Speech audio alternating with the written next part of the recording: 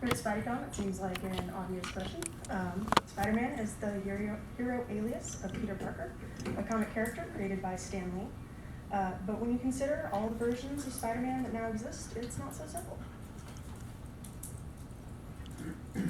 He's a comic book character, sure, but he's also a cartoon, an action figure, a hero portrayed currently by 3 different live-action movie stars, and a character archetype that continues to expand into a multitude of exciting new Spider-Persons.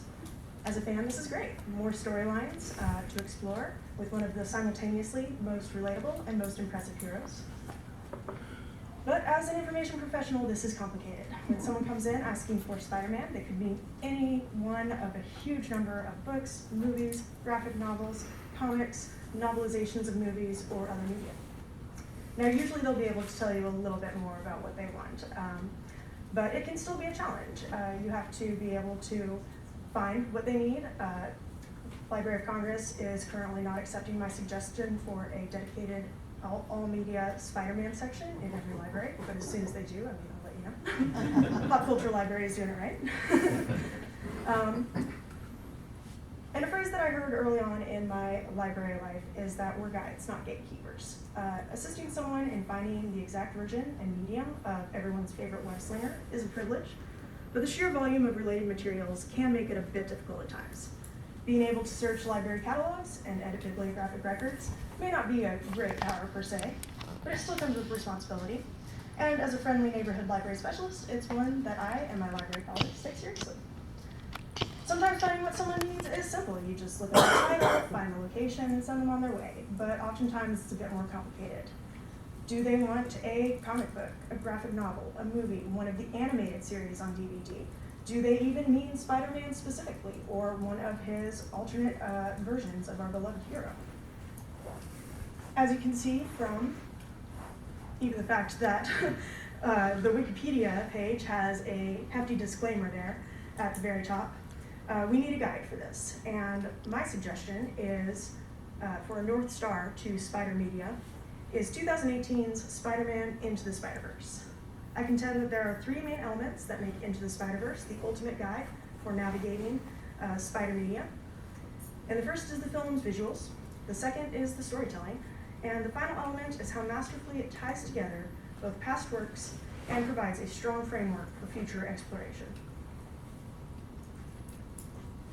The first up is the visuals. Not only is this film stunning to look at just base case, it incorporates a wide variety of art styles from graffiti to the original comic art to create a really purposeful, integrated film. Animation might not always get the respect it deserves, but Into the Spider-Verse uses the medium to incorporate elements from the comics and the animated series while also echoing the live-action films to an impressive degree. You can see the character designs draw directly from the comics, most notably Mary Jane, with her facial design here featuring a cleft chin from her intro in 1963's Amazing Spider-Man. And also Kingpin, pulling from, and don't judge me for butchering this name, but Bill Sienkiewicz, absolute unit of Sienkiewicz. Thank you. Absolute unit of a design, which as a Tumblr user about faces so aptly put it, looks like a well-dressed walk-in freezer.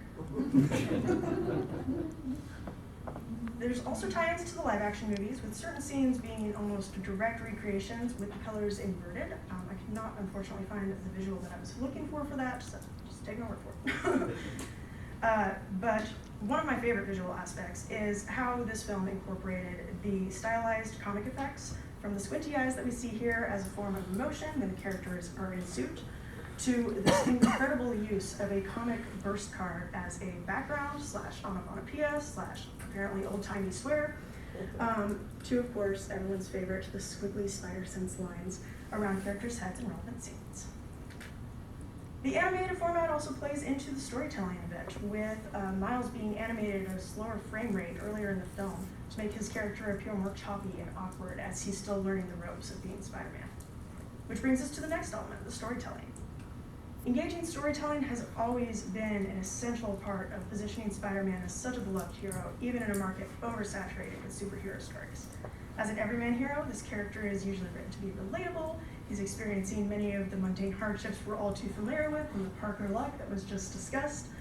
And he's still a force for good. And it's also important that he's funny. He's usually a very funny, engaging character to read about.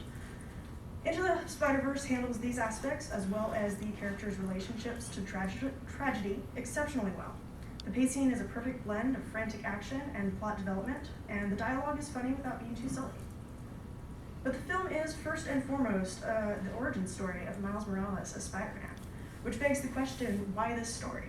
Why not one of the many formats and storylines that centers Peter Parker? And my answer is this. While most Spider media connects a few of the origin stories of the various villains and variants that we see throughout Spider-Man canon, most only serve as a single node on the web.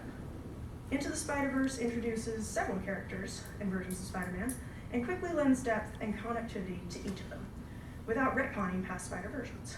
By exploring all of these characters and the common threads that connect them, we're able to zoom out and see this web of web slingers with a larger picture.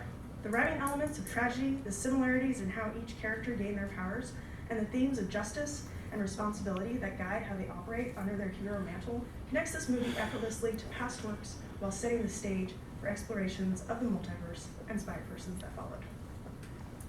Which brings us, of course, to the film's connectivity. It not only connects the multiverse, but introduces a deeper emotional element to that connection. By tying Miles' origin to the double tragedies of the death of his uncle and his universe's Peter Parker, to him taking on the mantle of Spider-Man.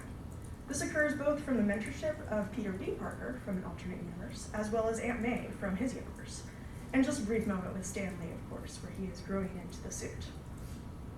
Most multiverse versions of Spider-Man show the characters interacting while fully formed as heroes. By following along with Miles Morales' development, it allows us to see ourselves more directly in his shoes. This increased empathy expands to the rest of the cast as well, allowing us to relate to the characters that reflect us best, and allowing us to gaining us the knowledge to allow others to do the same.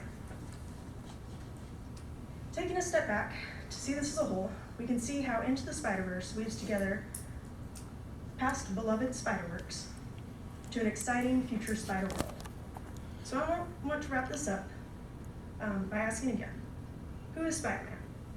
I believe the best definition is an everyday hero who had powers thrust upon them and stepped up to make the mantle their own. All that to say, I hope that whatever great powers you have in your own life, you wield with great responsibility. And if encountering someone new to the Spider-Man fandom or someone searching for their next web-slinging adventure, I hope you'll consider suggesting Into the Spider-Verse as their guide.